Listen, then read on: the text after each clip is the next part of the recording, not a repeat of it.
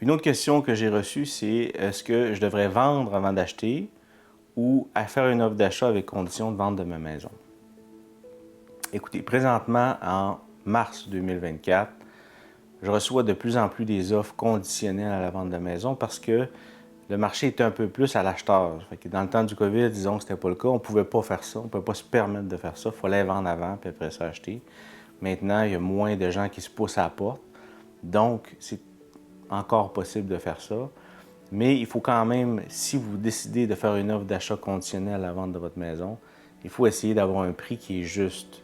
Parce que sinon, vous allez peut-être avoir une offre refusée. Parce que quand le courtier reçoit une offre conditionnelle à la maison, c'est clair qu'il ne va pas la considérer comme son premier choix.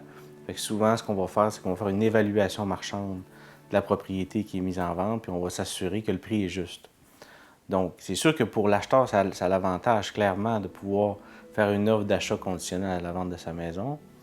Mais le vendeur, lui, ça ne le fait pas triper parce qu'à ce moment-là, il est totalement à votre merci. Ça veut dire, s'il y a un problème avec votre maison qu'il ne connaît pas, qu'il n'a jamais visité, bien, il ne vendra pas sa maison. Donc, c'est sûr que c'est à lui qui revient le risque. Et souvent, ce que nous, on va recommander comme courtier, c'est qu'on va moins négocier possible parce que vu que le poids est sur le vendeur, bien, à ce moment-là, bien, on va dire, regarde, je veux dire, on va y donner ça, mais on ne négociera pas sur le prix. Si vous êtes un acheteur, c'est toujours préférable d'avoir vendu votre maison parce que vous faites des offres qui ont moins de conditions. La meilleure offre, c'est l'offre qui a le moins de conditions possible.